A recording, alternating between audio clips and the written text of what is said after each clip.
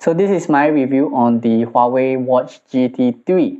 The one with me is the active version of the 46mm, and I've been using it as my daily companion together with my smartwatch, together with my smartphone.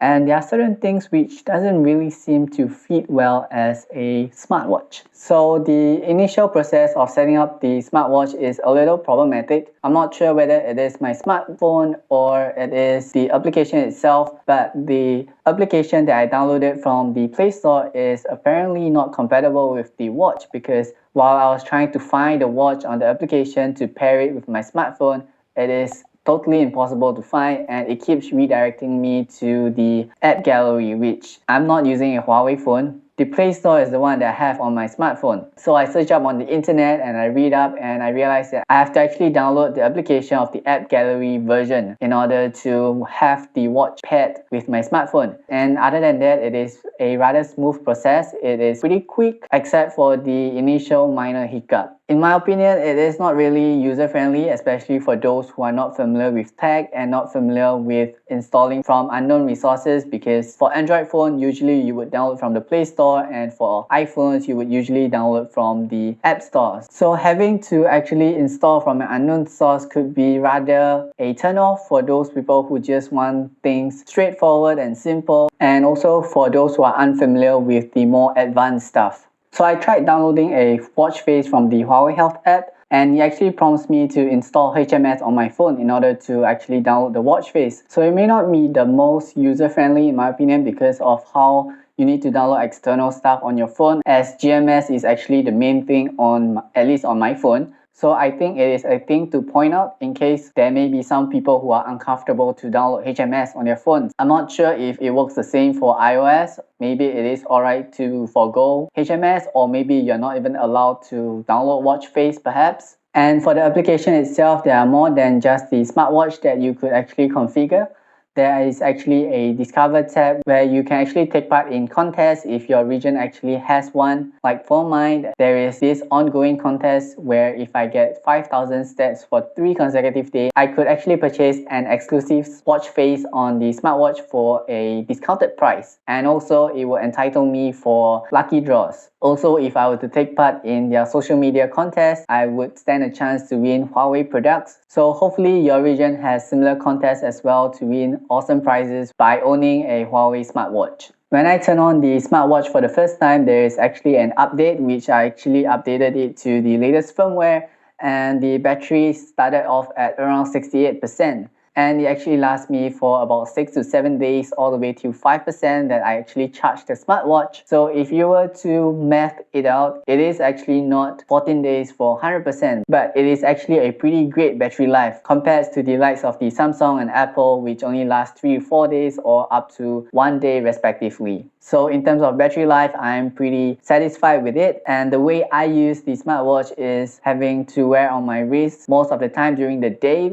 while I was working. And for nighttime, I do not actually wear the smartwatch to sleep, because to me it is uncomfortable wearing a smartwatch. So I strictly do not do sleep tracking, but sleep tracking is available on the smartwatch if you are into those. And I set the heart rate monitor to be smart, or rather auto, with skin temperature turned off and 24 hours blood oxygen monitoring turned off. The display on the screen is excellent in my opinion, because firstly there is always on display, which you could choose whether to turn it on or off. Obviously turning on would actually reduce the battery life, but it does look nice on the watch itself. And there's absolutely no issue to view the watch whether you are indoor, outdoor, under harsh sun condition or whatnot. And the aesthetic of the watch is pretty nice given how the bezel is being hidden with the minute or second mark around it. So it kind of feels like there is no bezel or minimal bezel on the watch, which looks pretty neat in my opinion.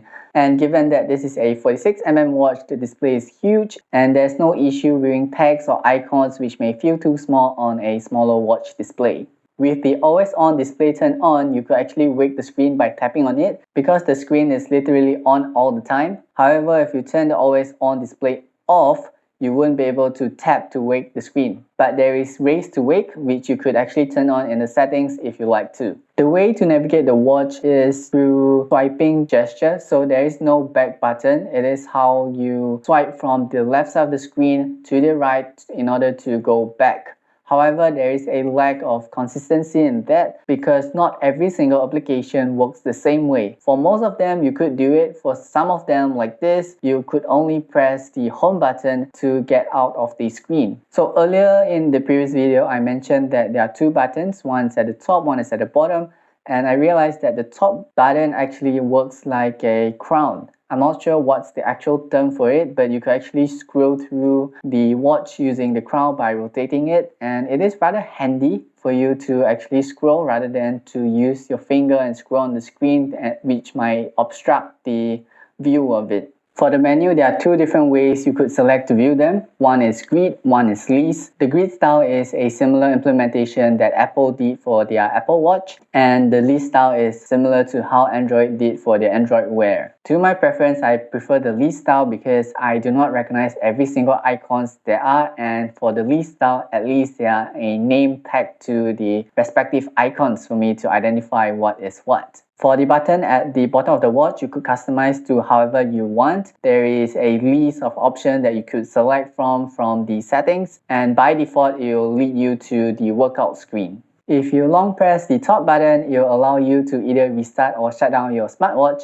And if you long press the bottom button, I believe it is the smart assistant for the smartwatch. However, it requires a Huawei smartphone, which I do not own, so there's absolutely no way that I could try out that feature. And speaking about owning a Huawei phone, there is actually a Huawei Wallet where you could actually pay using the Huawei Watch. However, again, it requires a Huawei smartphone and there is no way for me to test it out. Speaking about payment, there is no NFC on the smartwatch and there is actually no Wi-Fi on it as well. And the version I have is a non-cellular version. So there are a couple of connectivities that are not present on the smartwatch, which I feel having Bluetooth is sufficient since you would rely on the application on the smartphone to configure your smartwatch. So things that check the box are like able to read notifications, able to answer calls, and it is really useful especially in a quiet environment. However, if you were to try to answer the call like on the streets, it will probably be difficult for you to hear what the other person is speaking through the watch.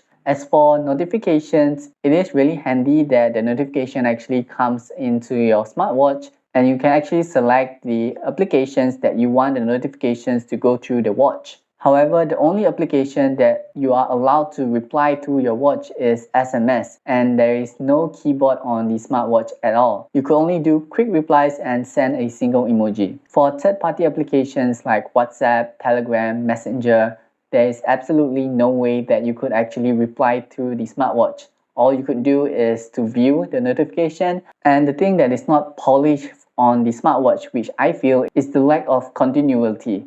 So for example, if you were to receive a message from a single person, the message will be displayed per message rather than in a conversation where you can just scroll through and read the message like a conversation style. And the maximum number of notifications on the watch itself is 10, so anything more than 10, it will just override the previous notifications. The toggle that you swipe down from the top of the watch is not editable, so those 6 toggles are fixed, and there is no such thing as long press to rearrange or long press to enter the menu of it. The watch strap is 22mm and there is a quick release behind it where you can actually swap with other compatible bands, whether it is from the official one or third-party bands. Like for mine, I have my watch band from the Samsung Galaxy Watch, and those are of the same measurement and same style of switching the watch band, so I could actually swap between them as and how I like it. So to tell whether or not your phone is connected to your watch, there is a Bluetooth icon in the toggle at the bottom, where white means that it is not connected to your smartphone and blue means it is connected to your smartphone. For exercising, I have tried running with the Huawei Watch at 2 different occasions and it works pretty well. One of the features is the dual band GPS tracking, and it takes about 3 to 4 seconds before the GPS is being tracked, so I do not need to wait at the starting line to wait for the GPS signal to come on.